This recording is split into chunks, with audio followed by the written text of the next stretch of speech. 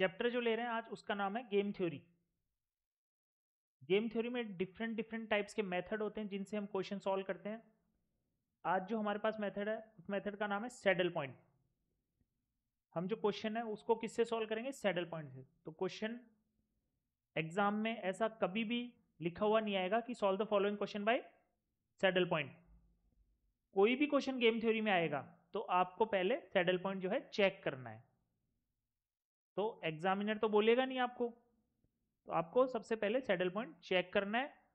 Saddle point अगर आ गया question में तो क्वेश्चन जो है वहीं पे फिनिश, उसका सॉल्यूशन वहीं हो जाएगा, उसको आगे सॉल्व करने की कोई जरूरत नहीं है।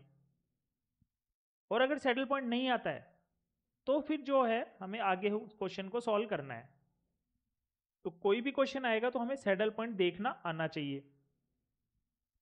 तो ये जो है आज हम सैडल पॉइंट कैसे देखते हैं, कैसे फाइंड आउट करते हैं, वो हम इस क्वेश्चन में देखेंगे। तो क्वेश्चन में जो है हमारे पास ये 1 2 3 4 तो रो है, 1 2 3 4 5 कॉलम्स है, बहुत बड़ी मैट्रिक्स है। ये मैट्रिक्स जो है आपके एग्जाम में आएगी, इसमें आपको पहले सैडल पॉइंट फाइंड आउट करना है। First of all we have to find out the saddle point.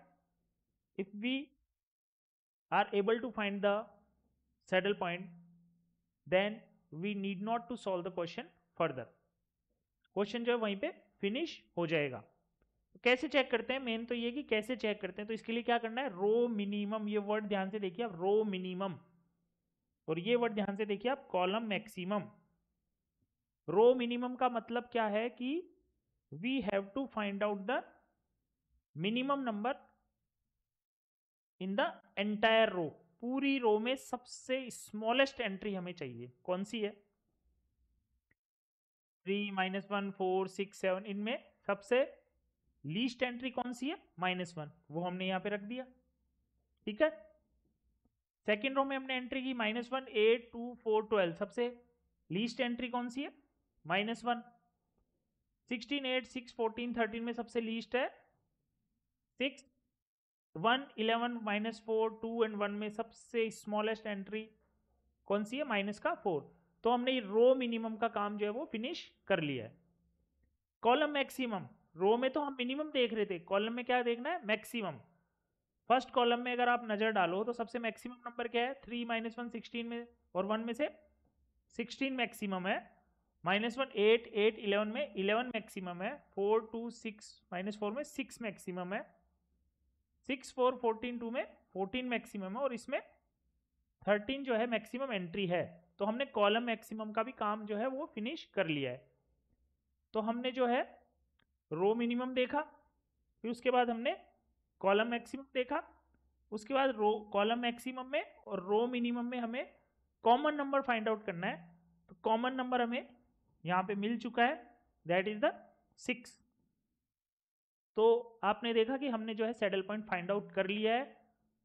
तो इसका मतलब ये हमारे लिए अच्छी बात है कि हमें आगे जो है कोई हार्डवर्क, कोई मेहनत नहीं करनी। क्वेश्चन जो है सॉल्व हो चुका है। वैल्यू ऑफ द गेम क्या आ चुकी? 6।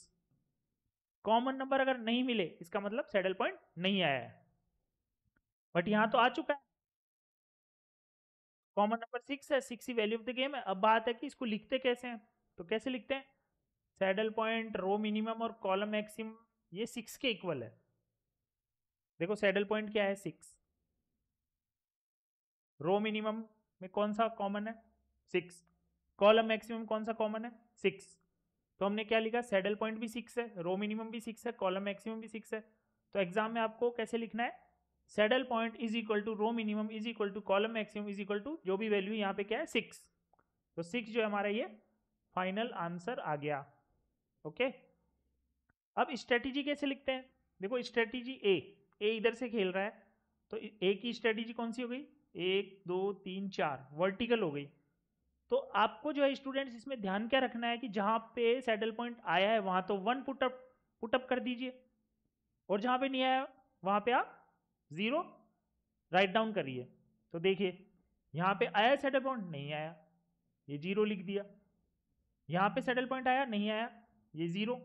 यहां पे सैडल पॉइंट है हमारे पास 6, इसकी जगह क्या लिखा हमने? 1। यहां पे हमारे पास सैडल पॉइंट नहीं है तो हमने यहां पे क्या लिखा? 0। ऐसे ही जो है आपको ये strategy column B, column maximum की तरफ देखेंगे तो बी की स्ट्रेटेजी लिखेंगे तो हम कैसे लिखेंगे, हॉरिजॉन्टल, ये हॉरिजॉन्टल चल रहा है तो हॉरिजॉन्टल इसकी स्ट्रेटेजी हम लिखेंगे। तो हॉरिजॉन्टल में जहां पे भी सैडल पॉइंट आ गया उसकी जगह तो क्या लिखना है, 1, ये यहां पे लिख ही दिया,